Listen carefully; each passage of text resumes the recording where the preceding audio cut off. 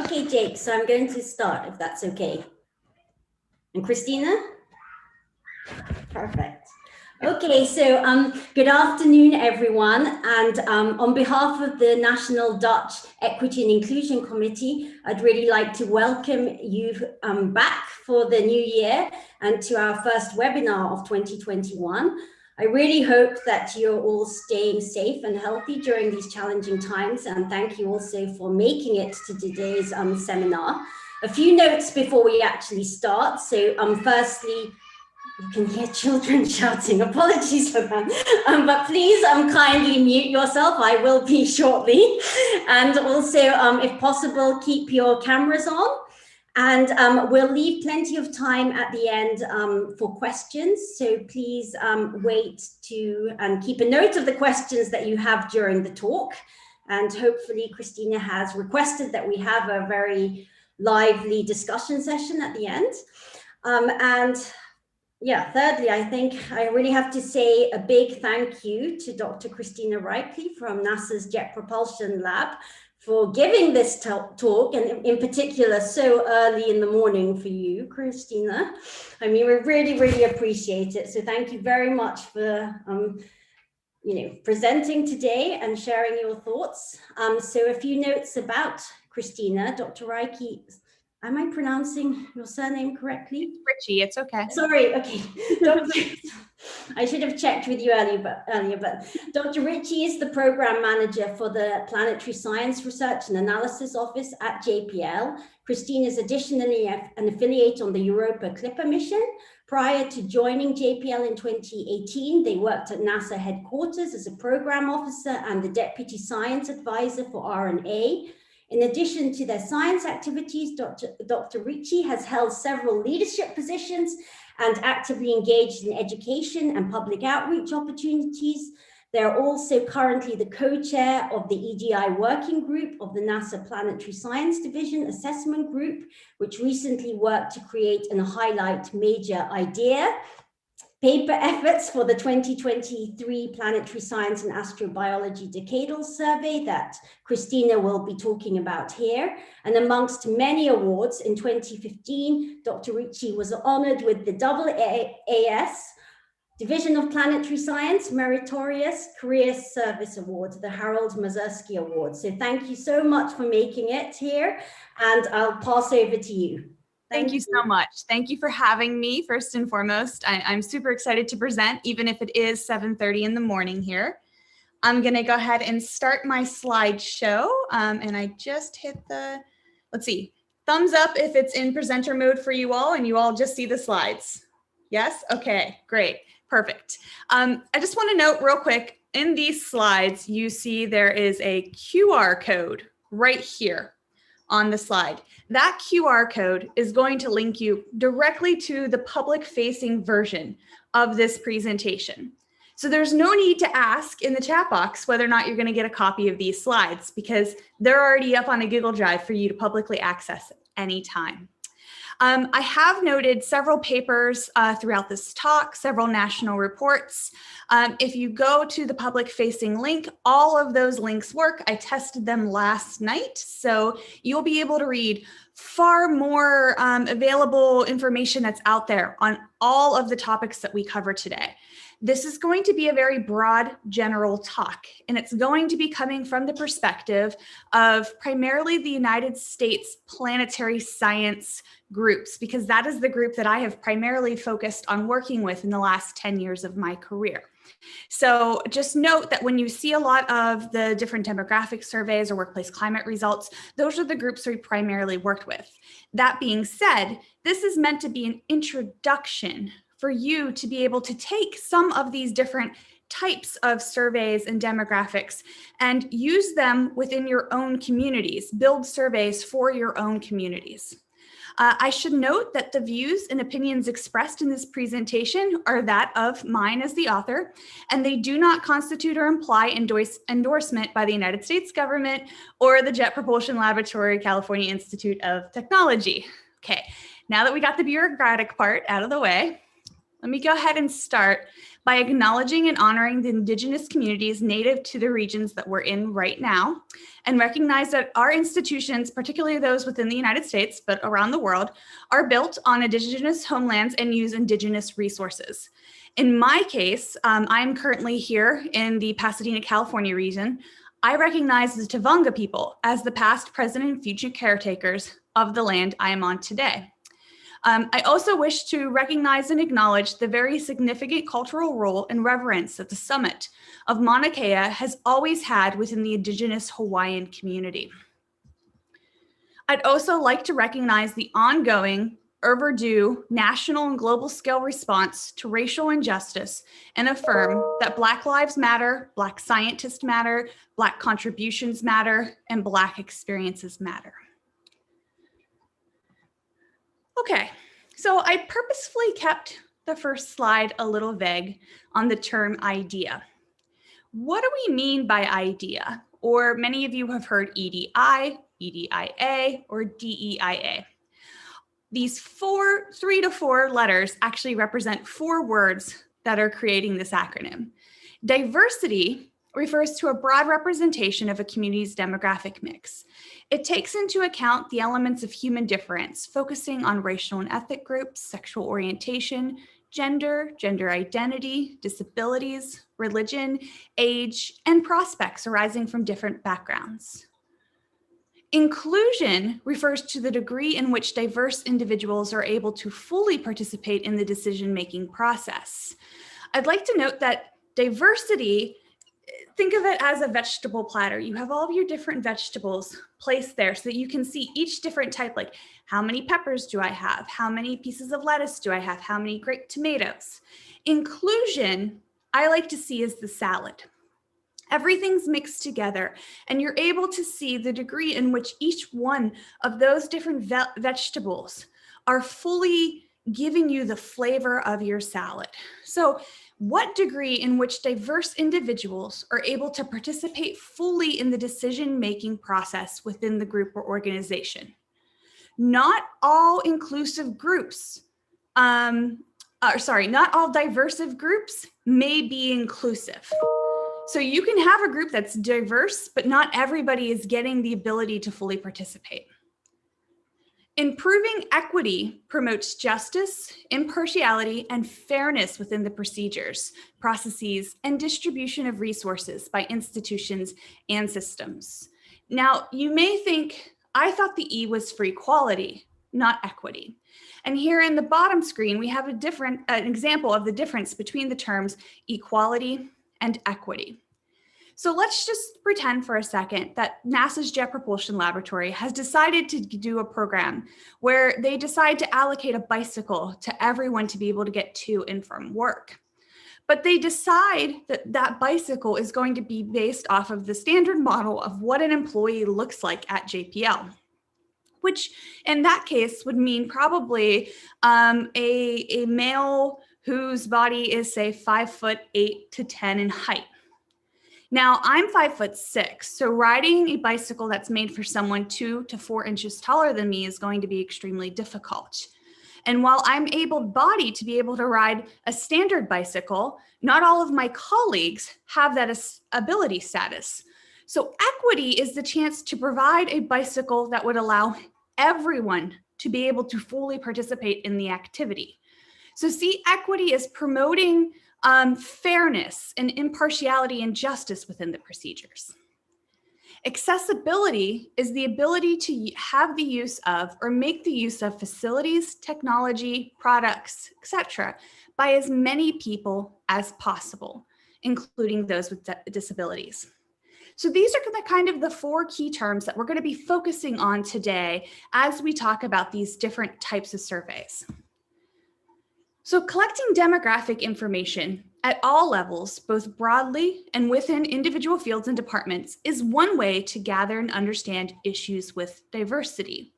And we've been looking at understanding the demographics in planetary science in the United States for the past many years, but particularly we just updated our demographic survey results for 2020. So here you see on the left-hand side a chart that shows our demographic survey as of 2011, where the purple is the planetary science field.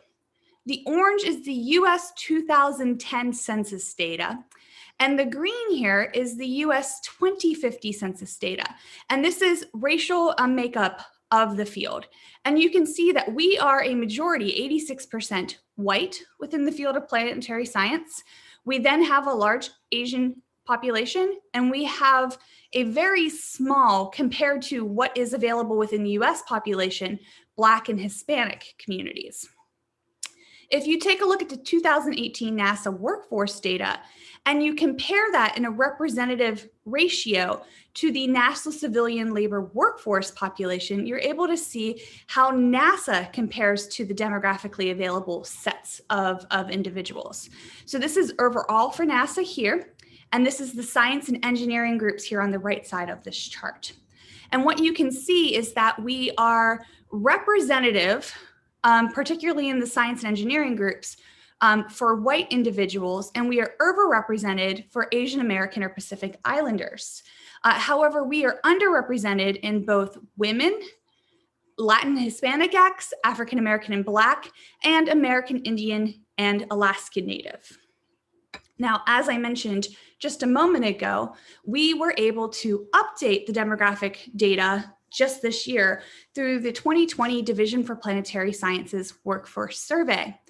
And I'm going to recommend a few white papers that just came out on this survey for everybody to take a look at. This chart is from Ed Rivera's Who is Missing in Planetary Science, a demographic study of the planetary science workforce. And I'm just going to quickly read through some of the findings they had while showing this chart. So Black African-American members are significantly underrepresented in the planetary science workforce, including among student researchers. Over the past decades, Black African-Americans have seen no improvement in representation. Latinx Hispanics are represented in the planetary science workforce in an underrepresented population, including among student researchers. However, while their representation has improved, it may only be tracking the population's national growth. Another finding was that American Indian and Alaska Natives are underrepresented, but diversity initiatives may be positively impacting these groups since they may be represented near or above parity in the group of planetary science student researchers and their overall NASA workforce. Women are currently underrepresented in the planetary science workforce. Diversity initiatives may have positively impacted women over the past decades. The representation of women is at parity in geoscience PhD programs, in planetary science tenure track positions, and in the group of planetary science student researchers, but they're lacking in other groups. And we should note that one of the findings that came out of this paper was that women of color are facing additional barriers. For example, Black African-American women are underrepresented compared to Black African-American men in physics and in geophysics PhD programs. And Latinx Hispanic women are underrepresented compared to Latinx Hispanic men in physics PhD programs. Now, beyond looking at just, say, students, postdocs, soft money, tenure track, we also want to note, too, that the underrepresentation of women is magnified on science teams for NASA spacecraft missions. This suggests that even once a member of an underrepresented group becomes a professional scientist, there are still barriers to their progress. There is little data about representation along other axes, such as race and ethnicity in science teams. So the data you can see here, originally done by Julie Rathbun's team and updated by Ed Rivera-Valentine's team, is the percentage of women on different science missions that were run by NASA. And you can see that 27% was the availability in 2011. We're closer to 30% now. Only 2 mission teams come even close to that representation of who is actually available in the professional groups. Now, of the 301 PI-led missions from 2001 to 2017, only 30 had female PIs for all of NASA's competed missions. 87% of those came through these programs right here, planetary science. Astrophysics, earth science, and heliophysics accounted for the 13% of female PI missions. This is the standard of excellence I'm showing you. And even then, you can see the underrepresentation of women being magnified. Now, this is missions within NASA, but let's take a quick look at gender demographics in academia, female ranks at the top 50 United States departments. As you can see, women make up somewhere between 10 and 20% of the female professors at all ranks within the United States top 50. And this is 2012 is the most recent data you can see here on these charts. You can see I highlighted with the pink arrows the groups that are from departments that are similar to the groups that we're talking about today. So physics, chemistry, earth science, and astronomy. And 50% is currently what women make up of the US population. So we are massively underrepresented here. If you take a look at racial demographics in academia at the top 50 US departments, you will see that we are massively underpopulated for Black professors within the field. So we're sitting at 8% for our chart here. I should note that Blacks make up 13% of the US population, and they are sitting at 1 to 2% for astronomy, chemistry, or science and physics professors. For Hispanic professors, we still have massive amounts of underrepresentation as well. 16% of the US population and growing is the Hispanic demographic. We're sitting at 7% for the top of this chart, and you can see that most of these fields is sitting between 2 and 3%. For Native American professors, they are 0.9% of the US population, so this is about half of that. You can see actually to where many of these fields, it is a single individual that is making up the statistic for these different departments within the United States. So we're sitting somewhere between 0.05 and 0.2%. And if you were to look at these demographic data in terms of an intersectional component, so let's look at underrepresented female professors at all ranks in the United States, the top 50 US departments, the numbers are so low in most of these fields that instead of giving you percentages, I'm just going to show you the actual numbers. So within physics, we're sitting at 1 assistant professor and 4 underrepresented female professors of all ranks at all top 50 US departments combined. So that is the numbers of the current tenure track and tenured system within academia in the United States. So demographic information is one way to gather and understand issues with diversity. Workplace climate surveys, or culture surveys as many call them, are one way to analyze your workplace environment to understand issues with inclusion, accessibility, and equity. So I'm going to kick a few definitions out there. Unconscious or implicit bias is attitudes or stereotypes that affect our understanding, actions, and decisions in an unconscious manner. And these typically occur regardless of the dominant group. So for example, for gender, both men and women downplay women's contributions. I highly recommend, for understanding unconscious and implicit bias more, you go to the Kirwan Institute, which is the Ohio State University's institute, their implicit bias training, to take a look. They have some really easy to read training that gives great definitions. Microaggressions are subtle, indirect, or unintentional acts of discrimination that occur daily. Conscious explicit bias is an intentional prejudice in favor of or against one thing, person, or group compared with another, usually in a way that's considered to be unfair. There are many different types of explicit bias out there, but the two that are going to be noted in this presentation today are sexism and racism. And harassment in the United States is defined as unwelcome conduct that is based on race, color, religion, sex, national origin, age, disability, or genetic information. I'm going to note that gender identity and LGBT status is not protected under the definition of harassment in the United States. So what do these biases and harassment look like in STEM? STEM fields are shown to have implicit bias that is impactful to opportunities in mentorship, opportunities in the classroom, that lead to workplace conflict and stereotype issues. We've noticed that women of color faculty have decreased, even as white women faculty have increased. We've noticed that women of color are more likely to be junior in rank. In the field of physics, women, and women of color specifically, are isolated and experience microaggressions in the workplace. And white women and persons of color are underrepresented in the physical sciences to a far greater degree than the biological or social sciences. And that women and persons of color experience more workplace incivilities. So this workplace incivilities was actually something that was being talked about 5 to 10 years ago within our groups as something that was totally anecdotal, and you were only hearing about it from 1 or 2 people. And I was getting frustrated with having leadership say, there's just 1 or 2 bad apples in the field. It's not really everyone.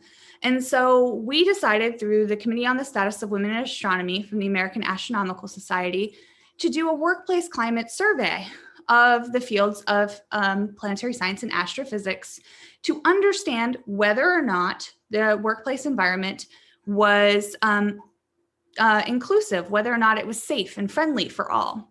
My co-authors include Catherine Clancy, who is an anthropologist at the University of Illinois Urbana-Champaign, Catherine Lee, and Erica Rogers. We have several papers that have come out on this, both peer-reviewed and white papers with recommendations. And I'd like to thank the American Astronomical Society for their support of this work. The survey was adapted from a previous SurveyMonkey and was administered electronically from January 5th to March 15th, 2015. We recruited participants through multiple outlets in the planetary science and astronomical science communities. Additional details can be found in either of our peer-reviewed papers, which you'll see the QR codes for within the presentation today. We had over 400 respondents to the survey. Just for a comparison of how many people that is within, say, the planetary science community or the astrophysics community, more people actually took our survey that year than voted for the chair of the planetary science, the Division for Planetary Sciences. So more people took our survey than voted for the leadership.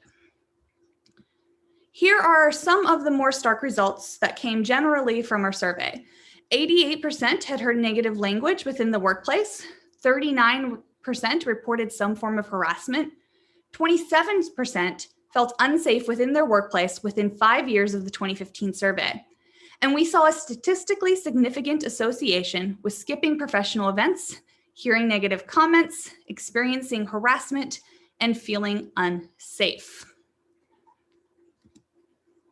In nearly every significant finding, women of color, as was defined within the paper referenced above, experienced the highest rates of negative workplace experiences, including harassment and assault. Further, women of color reported feeling unsafe in the workplace as a result of their gender or sex 40% of the time, and as a result of their race 28% of the time. 18% of women of color and 12% of white women skipped professional events because they did not feel safe attending. And this identifies a significant loss of career opportunities due to a hostile work climate. For our 2019 paper, LGBTQ pan women and gender minorities, as defined within the paper referenced above, in this sample reported a high rate of observing negative remarks, as well as directly experiencing verbal harassment and physical harassment. LGBTQ pan women and gender minorities were more likely to feel unsafe due to their race, sexual orientation, and gender identity.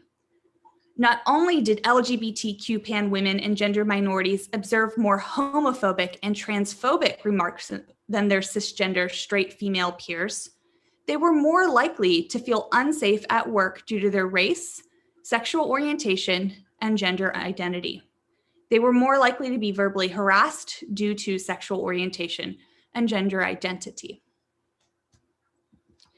Now, we're not the only group who's ever done a workplace climate survey to understand what the impacts are within our fields or within academia in general.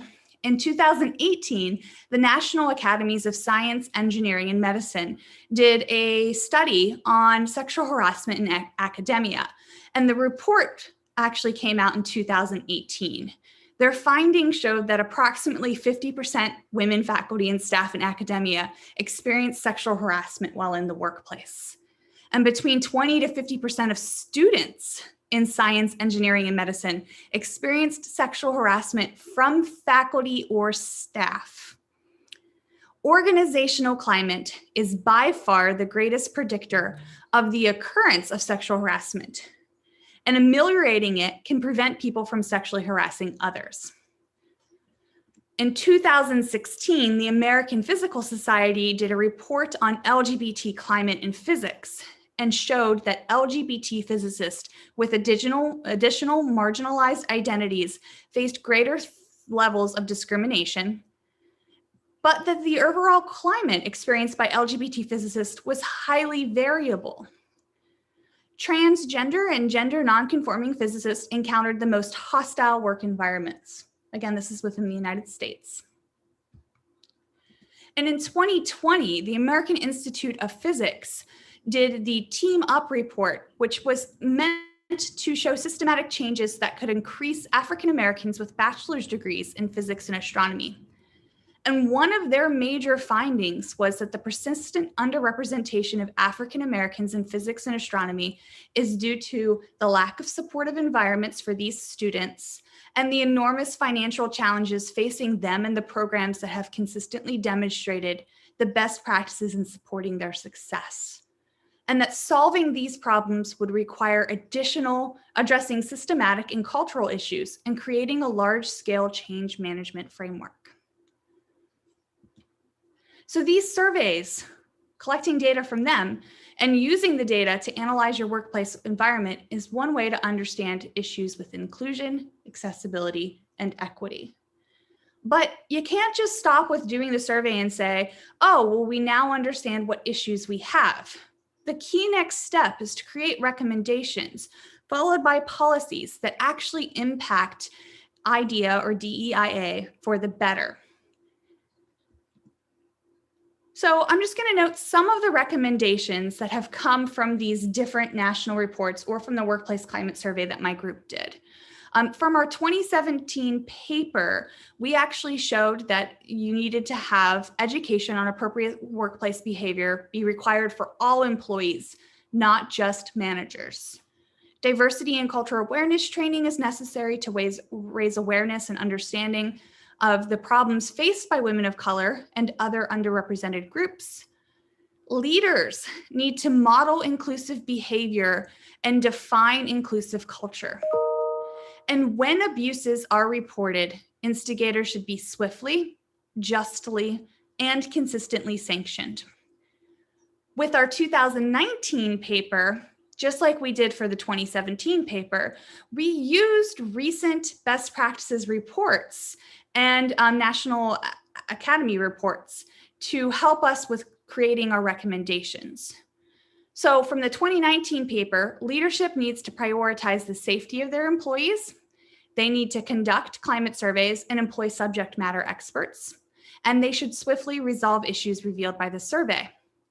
They should ensure equal access to bathroom facilities, and they should encourage the practice of sharing gender pronouns and using pronouns. Institutions should require all research partners to have inclusive LGBTQ policies. Conference organizers, field school directors, observatory directors need to consider travel considerations of LGBTQ individuals prior to selecting a site. So several of the national reports have also been out there giving recommendations. For the NASM report on sexual harassment from 2018, they recommended that you must pay attention to and enact policies that cover gender harassment as a means of addressing the most common forms of sexual harassment and of preventing other types of sexually harassing behavior. You need to move beyond legal compliance to actually address the culture and climate. And recommendations for the institution are to support targets and improve transparency and accountability. From the LGBT climate and physics report, one of the recommendations that came out was to establish written best practices and implement a code of conduct. I'm going to note that the APS report on LGBT climate and physics actually did come out with a best practices guide, the LGBT plus inclusivity and physics and astronomy best practices guide. Second edition is from 2018. And it provides kind of one of the best lists I've seen. I apologize too for my slides flipping forward without me. There's apparently a timer on here I was not aware of. But their recommendations for this best practices guide, I recommend reading it all the way through. This is probably the best practices guide I've ever read. They look at how to address and assess your climate, how to break silence and invisibility, how to educate and advocate, how to set examples and expectations for proper behavior, and how to support and include individuals, including LGBT members of the community. The Team Up report from 2020 had a set of recommendations too. To persist, African American students must perceive themselves and be perceived by others as future physicists and astronomers. In order to do so, faculty encouragement, recognition, and representation are key enablers. For sustainability, academic and disciplinary leaders must prioritize creating environments, policies, and structures that maximize African American student success. You can't just go with what has been working for you for white students for the last 50 years and expect that to lead to maximize success for other groups. So here's an example of one idea initiative that you can create within your own community. We decided to create the Equity, Diversity, and Inclusion Working Group in 2019. It grew out of a meeting that was being had of the Outer Planets Assessment Group.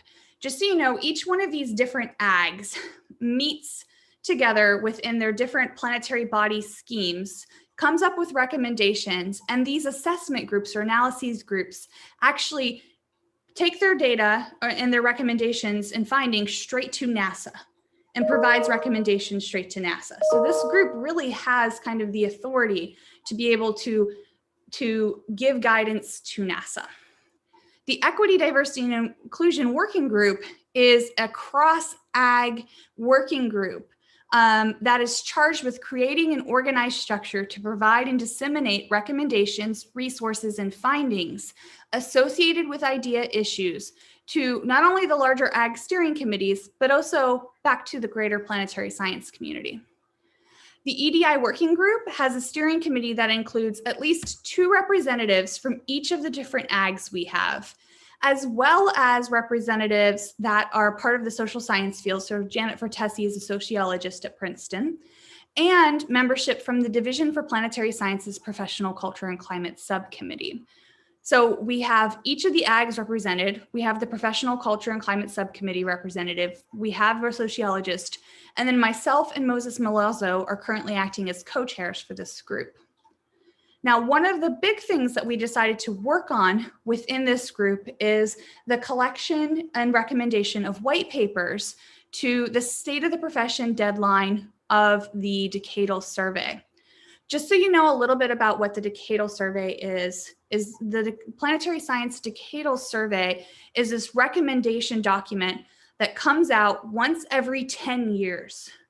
And it provides guidance for what needs to be the major motivators and drivers in planetary science for the next 10 years. And it's providing these recommendations to NASA and the National Science Foundation. And this main document is the thing that NASA will prop up and say, well, the decadal told us to do this, so this is how we're doing it. So this group got together to create white papers that were focused on idea, initiatives, and efforts to hit the September 15th deadline of the decadal survey. This effort was massively impacted by COVID-19. For starters, our first deadline was actually July 4th, and we got pushed back a couple of months because of COVID. But our working group went from being about 100 members strong to being 20 to 30 members strong. And out of those 20 to 30 members, we were all on a volunteer basis. And so it was a struggle, but we managed to put together 27 white papers with 242 co-authors that were a part of the EDI working group and sent to the greater community as well as the planetary science ags to ask for endorsement. Several of these papers were also presented at a workforce session at the Division for Planetary Sciences 2020 meeting. The list of the papers is there at that Google Drive site. You can actually click on each individual paper there. I will note that it was various topics, everything from the demographic survey data that you saw earlier today to creating things like codes of conducts, to the workplace climate survey that actually myself and others have been working on, to creating supportive and safe environments for the LGBT community, to understanding mental health issues within planetary science, to giving a guide to collaborations with Indigenous communities within the United States. The major recommendation within the main white paper introducing this topic was to strongly recommend that the decadal survey panels read each of the papers and use them as primary citations. And I'm hopeful that other groups can go use these months-long work that we put into this to be able to create their own idea recommendations as well. So I really recommend going to each of these papers. I'm going to spend just the last 5 minutes or so here talking about some tips to do better. Introduced very quickly to you, what is demographic surveys? What is workplace climate surveys? What do national reports look like? But some of this seems very high level. So let's talk about some of the tips to do better. And let's start with recognizing that team diversity is valuable. Team diversity allows you to have intellectual cross-fertilization, which is an important source of novel ideas. Diversity will foster better solutions to problems. It combats groupthink. It gives you the ability to reach out to new groups for outreach and support, and you end up reducing risk and adding robustness to the population. But I do want to note that proportionality matters here. Anytime that you have under 15% of minority groups as part of the larger whole, that is considered a uniform group where minorities behave like the majority and there's no diversity impacts. When you have 15 to 30%, you have a skewed group. And this is where tokenism commonly occurs. Tokenism is the practice of making only symbolic efforts to do a particular thing. So you'll hear comments like, she only got the fellowship because she is a woman of color. Not because that person is the most qualified and capable, but it's automatically assumed that woman of color must have been the reason why. So you want to try to get above tokenism and move into tilted groups, where 30 to 50% of the group are underrepresented minority group members, and the group gains some benefits of diversity. Now, backlash can still occur, but at least you're getting above tokenism. Balanced groups are when traditional minorities contribute equally and at ease. We're not going to reach balanced groups within several of these fields for years, maybe tens to 20s of years. But I do think that you should try to follow the 30% rule, which is aimed to have minorities make up at least 30% at each rung of your organization.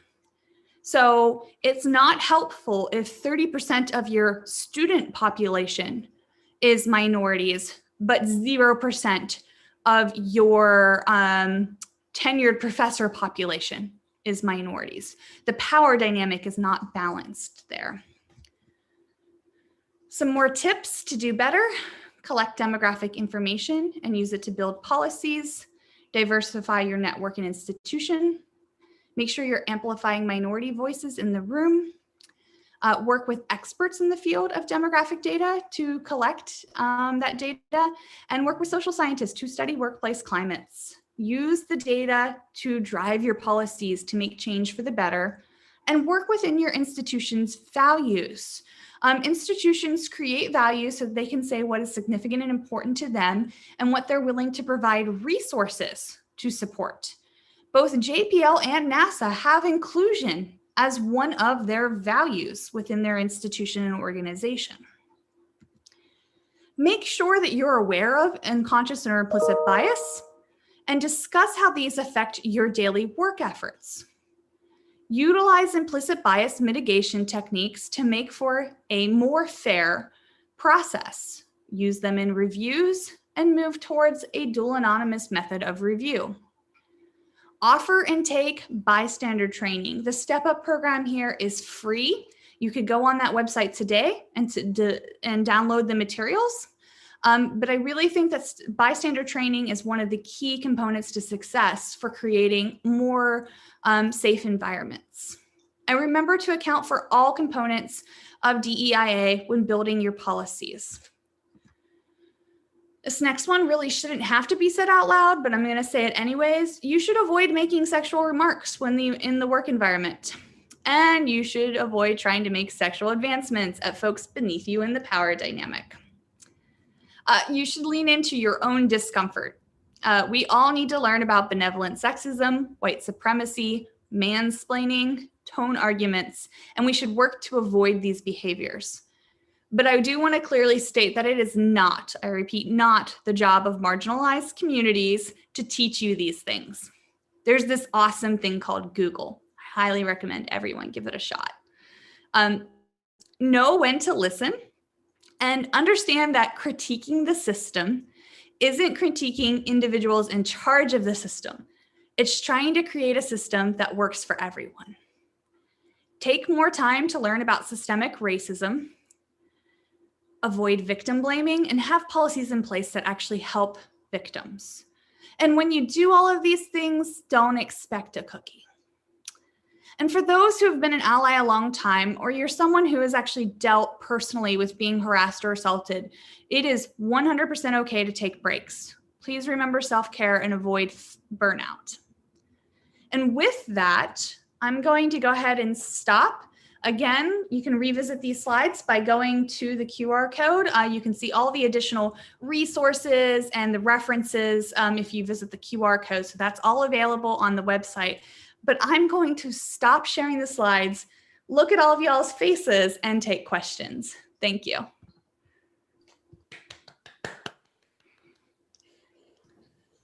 Thank you so much, Christina, for that wonderful talk. It was really, very, very inspiring, as well as lots of information to digest. Sorry, I was a little jumbly at the beginning there. It is 7:30 in the morning. You did magnificently. There's no way I could be talking that coherently at 7:30 in the morning. So I'm going to open the floor to questions. So please either raise your hand in the Zoom, in your Zoom windows. Also, please turn on your videos, or else, if you prefer, type them in the chat. So I'll just go around.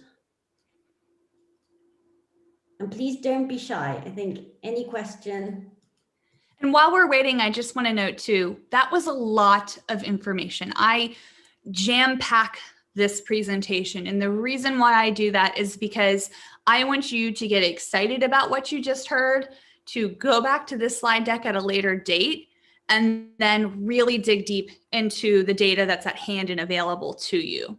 So after this, should any of you have questions, you saw my contact information was on the first slide. Thank you, Christina. Okay, Ilse has a question. Thank you, Ilse. Yes, thanks. That was a very informative talk. Thank you. I wanted to ask about the slide that you showed with the percentages and the balances in groups, because I was wondering, in some cases, it will be impossible to reach a 50% balance because simply the population doesn't have that 50% to draw from. So what would be your advice in cases where, for example, people of color getting into astronomy sciences, how would you balance that in a group where you could never reach that 50%?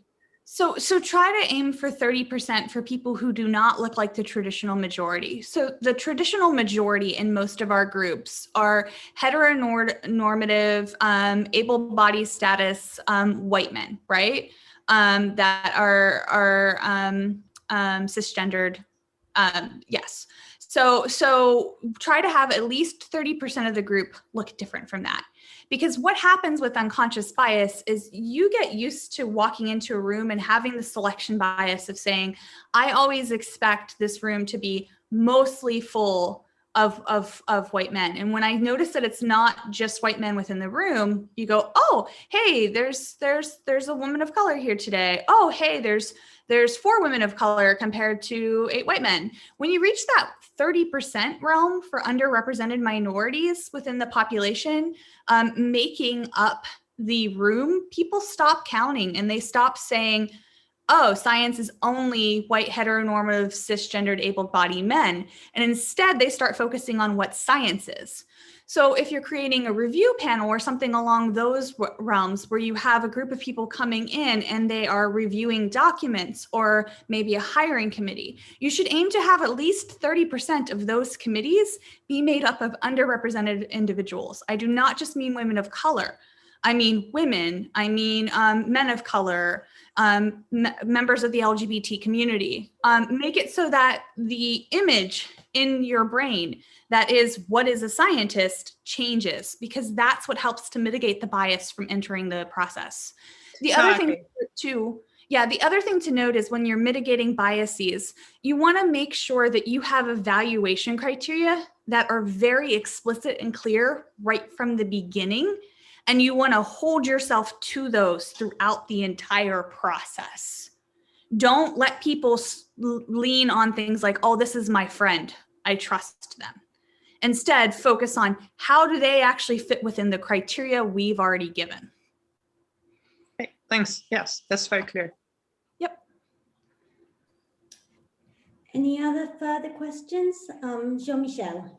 Oh, sorry, Ilse, do you still have your hand up? Yeah, I was about to. Okay, so Jean-Michel, go ahead. Thank you for this really excellent talk with so many resources, a lot of work to do. My question is, so you mentioned that we need to retain minorities in academia, keep them to go to upper level. And what we do a lot in academia is recruit people, and we can maybe, when we recruit people, have diversity in mind. Do you have any advice when we put advert publicly, how to make sure that from the beginning, when we put a position, when we advertise position, from the beginning earlier on, we can be the most efficient as possible? Yes. So I have a few recommendations on this. Number one, make sure that you're not just advertising in large astronomical or planetary science or whatever your field is, a large professional societies and large job newsletters. Make sure you're sending out to newsletters and job advertisement groups that go specifically to underrepresented minority populations. Because traditionally those are the ones that they're actually reading and feeling more welcome and included in. So for example, SOUS, the Society for the Advancement of Chicanas and Native Americans in Science, is the largest US group for Chicana, Native American, Hispanic members of the US science population. I would actually recommend that if you're looking to hire within that population, you send to SOCNIS, to their professional society newsletters, your job advertisement, because that's you telling the SOCNIS community, we want you to feel included and welcomed here. Other recommendations are for having the applicant include a statement on diversity and on inclusion and why it's important to them. The other thing that I would actually recommend too is to try to use the dual anonymous, to use an anonymized method for your first round of looking at those job recs and for downscoping. So I have this fantastic book, sorry, I'm grabbing a book right now, called Inclusify, which is by Dr. Stephanie Johnson. Stephanie has no idea I'm doing this because I'm just now reading this book. But in this book, Stephanie talks about how the Leeds School of Management actually used an anonymized way to get their shortlist for one of their tenure track positions. And it ended up being one of the most diverse groups that they had ever had gotten through the shortlist, through following that policy. And the great thing about it is you could kind of shut out tokenism, because since it was anonymized, no one had any idea who the individual was that was selected until you got to the shortlist portion, until they were doing in-person interviews. And those women of color could say, it had nothing to do with me being a woman of color because it was anonymized before this point, right? So I recommend reading Inclusify and taking some of the recommendations for hiring out of it. Thank you very much. This is very, very useful. Yes, and I get no profits from you doing that. Just FYI, I just literally had the book sitting beside me. I have another great book here too, called Shaping Science by Janet Vertesi, who I mentioned in one of my slides earlier, that is about team structures and organizations. I'll recommend it too. Thank you, Christina. Jean-Michel, there's also a comment in the chat about some guidelines sent by Radboud University, so if you're interested. There's a question from Elisa Constantini. Would you like to ask the question, or shall I ask it, Elisa? Oh, okay. So I was wondering, in your experience, how much active steps are the institutions doing? So at what stage of the inclusion journey are we? So are we still at the stage where, you know, we are just listening to seminars, or are the institutions really acting? It's varied, and it depends upon the demographic group you're referring to. So at least for white women in the United States, we've actually been making some really great strides towards creating more inclusive and welcoming environments. There was a large shift in the last 5 to 10 years due to Me Too movement, and due to us having kind of this reckoning with dealing with sexual harassment, including in academia, and particularly within the astrophysics community. And as a result of that, the American Astronomical Society created an ethics task force to look at how they deal with harassment at their conferences, and came up with new harassment policies and procedures that have really been effective in not only shining light on the issue, but in addressing the issue. The American Geophysical Union of the United States has done something similar, and I know other organizations and societies, professional societies, have done similar stuff. So I see great strides there. The place that's a cause for concern is really looking at racial minorities within our population and how we're working to systemically change the system for the better for them. Again, Black members of our community are massively underrepresented, and there has been no change for the positive within the last 10 years for that. So that is one of those areas where we are still in kind of the awareness mode, and getting people to have conversations to start to engage in policy changes. So we're working towards that one more now, but I will say there has been some efforts, particularly in certain populations, that have worked really well, and others that we still need more awareness and engagement. But even at my own institution, the NASA's Jet Propulsion Laboratory, they added inclusion as a value within the past 2 years, created an inclusion advisory council, which reports to our highest level rungs of our organization. And they have created several policies and programs to really help us start to create a workplace climate that is more inclusive and welcoming. So I think we're beyond just the seminar time. You can see there's recommendations and policy documents being created. I just think that we need to have more of a push from our leadership in that next step of truly modeling inclusive behavior. I don't need to see it from our students, because our students are doing a phenomenal job, but leadership really needs to step up and kind of join the club. Thanks. Yep. Thank you. A question from Paco. Yes, thank you. Well, first of all, thank you for the talk. We learned, I think I learned a lot every time that I join these events. I have a full page of questions, so I'll start with the first, okay? Well, the first maybe could be that I wonder how to attract people to these events, okay? So how many are we? We were 39, I think, at one point, and about 20 on YouTube. Yes. Yes, yeah. But for and example, the YouTube is still going to be broadcasted afterwards. So the good news is people come back and learn. And me putting my slides up publicly facing, that has only been since pandemic began, and since I wanted to make sure that this could get out as broad as possible. I've noticed this slide deck has been pulled down hundreds of times since then. So. I think that's very important because as there is a discussion on, let's say, science outreach, whether how to attract people to science, because those who are attending the event are already convinced that science is important, all right? Yep. So that kind of thing may also happen here. Those who are here are interested in these equity and diversity issues. And when we are, some of us that have responsibilities in our institutions, are bringing this to the attention and awareness of the whole of the group, it has some resistance, right? I mean, there are some people who understand. I mean, I realize some people from my institution are in this Zoom meeting, and they are the persons who are in the diversity committee. So where are all the others, right? And this is share really, share the link with them and tell them to go learn more. You have to as leaders, you need to push this onto your groups, right? That's one of my big drivers home, is that leadership needs to be the ones who step in.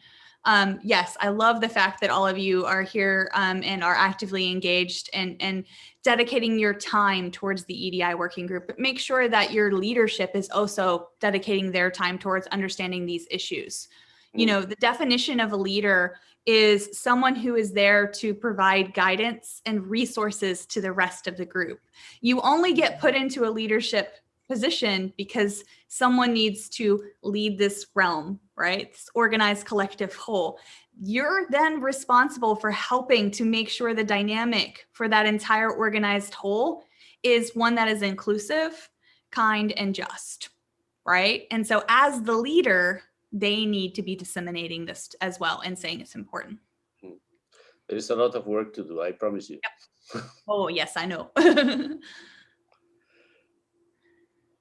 So if I may just make a comment, since I feel in the category, I fall in the category of white man of some age. I don't consider myself old yet, but often it happens that many of the things that are discussed here point to the to the women issues, to the minority issues, and so on. I think we have to do, and you have said it, okay, we have to do this together.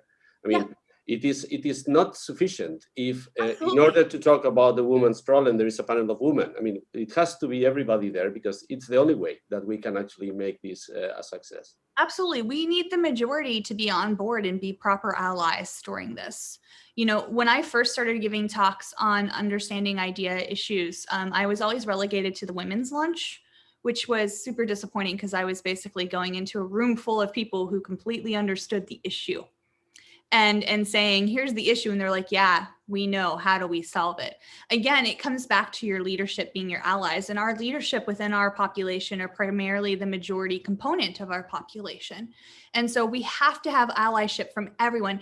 Everyone needs to work together to create an inclusive, welcoming environment. The burden should not be falling on underrepresented populations. If anything, the burden should be falling upon those who've been privileged enough to become leadership within our populations. Excellent point. Thank you. Paco, any other questions, or you're okay? Paco said he had a list, so Paco's welcome to email me the list. I have a lot more, yes. Okay, I don't want to monopolize, so. Okay, I might move on to Sanjana. Please go ahead, Sanjana. Hello. Thanks, Christina, for the great talk and discussion so far as well.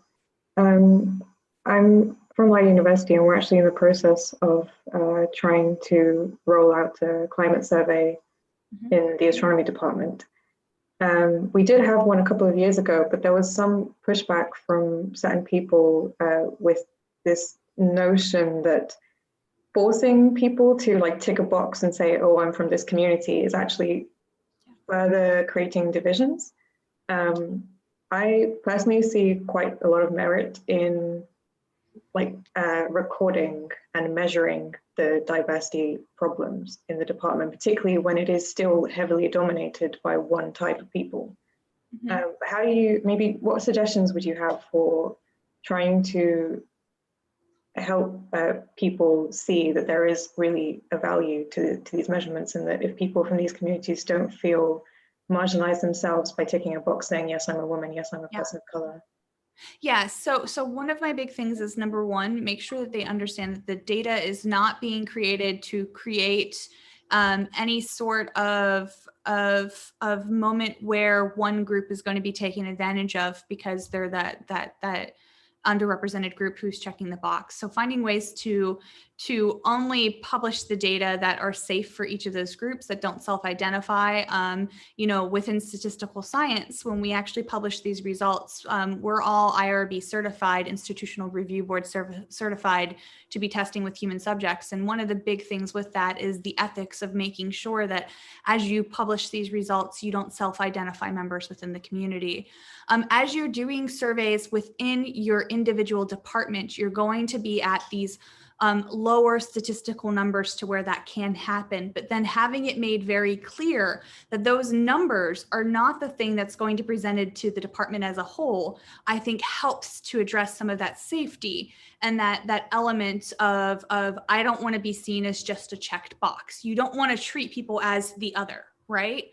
And so what you're trying to do is build an awareness to which groups need help and resources, which is important.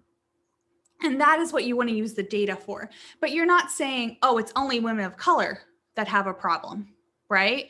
You're saying, look, we have these problems, and if we address them, not only are we working to help women of color within this department, but we're working to help men of color and white men, because we'll be creating a more inclusive, welcoming environment for everyone.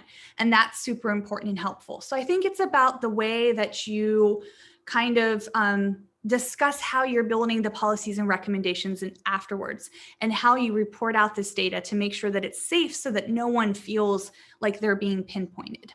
Does that make sense? Yeah, that was great. Thank you.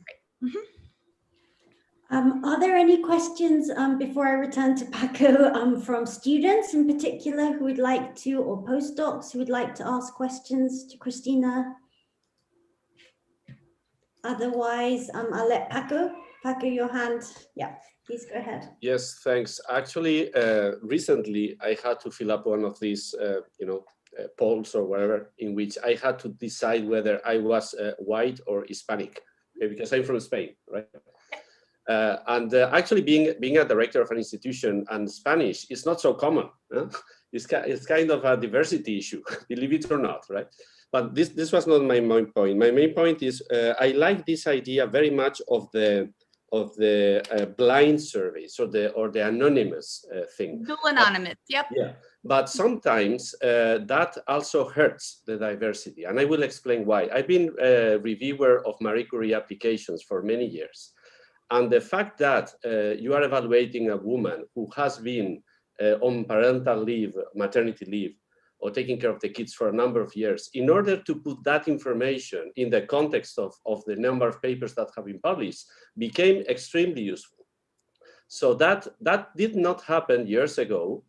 We just had a number of papers, and at some point we were told to take into consideration the fact that that career could have stopped temporarily due to taking care of kids, and that would not be used to punish that application. So how do you manage the two situations that are kind of incompatible? I mean, do you know? So there's 2 points. There's 2 points actually here that I'm going to address. Number one, there are a lot of reasons why people may have to take a stop within their career that may or may not have to do with childcare. Sure. But, I'm going to note that sometimes a male candidate may have had cancer and needed to go through recovery from cancer for 2 years. Absolutely. And they didn't publish as much because. Is that one of the evaluation criteria you have for when judging applicants? I don't think that was included. Okay, so number one, evaluation, for number one, the evaluation criteria should be considered then if you're taking into account health conditions, family conditions, things of that nature that may cause gaps in career. Number two, if you look at the statistical analysis that has come out from the anonymized portions, you can actually see that it does typically reduce implicit bias statistically, number-wise. So the number of, say, women of color who are applying typically then come out to the same percentage ratio that are actually being selected. And that was shown, and again, Stephanie talks about it in her book, but that was actually shown as very conclusive for the Hubble Space Telescope time allocation process. So what I would say is, yes, you're going to have these moments later on in the process where you're starting to have this definitive, oh, how do we consider so-and-so's time gaps and things? But at least at the beginning of the process, you need to create a fair, uniform, and just process that's benefiting all. H indexes are actually shown to have massive biases in them.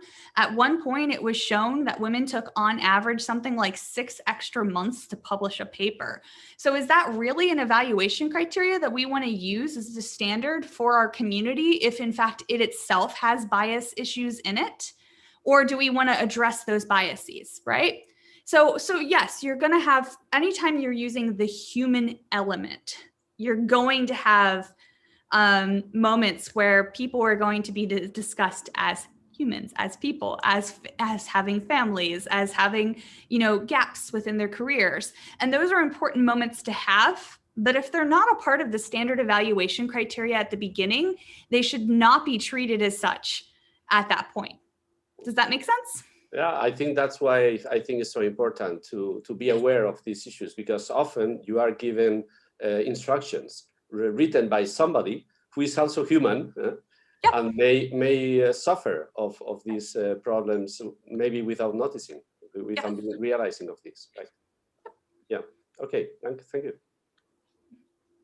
So, are there any other further questions? There are lots of comments, by the way, in the chat saying thank you very much, Christina, for your talk. But yes, I'm mindful of the time, so I'd just like to quickly look through our remaining attendees if there are any further questions. One thing I did want to ask you, Christina, but I will leave it actually maybe for a later time, or maybe you can actually meet our national committees, because this is a new national initiative, this equity or idea committee that we have started last year. I think obviously it brings many challenges. Sort of where do you start has been a sort of big question on how to even discuss, I think, these the challenges and hurdles we have in astronomy and planetary science, but it's also an opportunity, yes, as in, I see, for instance, the US has really gone through a lot in the last 10-20 years through, for instance, the Committee of the Status for Women in Astronomy that you chaired for the AAS, as well as things in APS. So what I think would be really interesting is to also have your perspective on where, given that we all have finite time, yes, where to sort of, I think, things like climate surveys, really sort of prioritize. I mean, we have a kind of multi-pronged approach we're taking at the moment, but I do think it would be useful to have your perspective on that. It is an overwhelming thing when you're working with idea initiatives and efforts. You're talking about so many topic areas. Again, when we were building these white papers for the Planetary Decadal, we came up with 27 topics. We actually came up with closer to 40 topics. It's just 27 were the ones that got finalized. And we stretched our resources extremely thin in order to make that happen. And so my recommendation to you would be to pick out 1 to 2 important things that you want to start right from the beginning. Maybe it's techniques for mitigating bias within your processes and procedures. Maybe it's dealing with harassment within your communities, or understanding what the communities look like through surveys, and then really start to kind of address 1 to 2 things and build from there. Because otherwise you could take on 15 topics at once and just be super overwhelmed. So really try to focus yourselves in, and it may be something where you go back and you survey your communities and say, what do you want to see short term? What is the one priority you all have short term versus the long term, which is going to be each one of these different ideas that we can kind of try to start to work towards, right? So be strategic. Yeah, is my biggest recommendation. Fantastic suggestion. Another thing that we do face, I mean, Europe is often, we're not the US, yes, we don't have certain problems, although some of us may disagree. And so I think, it is very much, of course, I'll be in touch, basically, Christina. Okay, that's great. Love working with you, Samaya. So. Thank you. As a committee, we'll be in touch.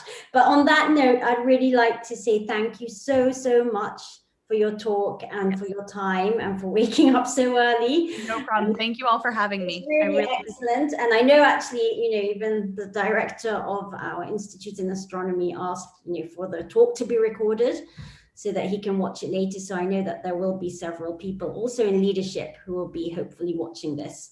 And thank you so much for your time. Thank you so much. Yes. And please share and let me know if you all have any questions. Thank you. I'm already sharing widely your Google link for your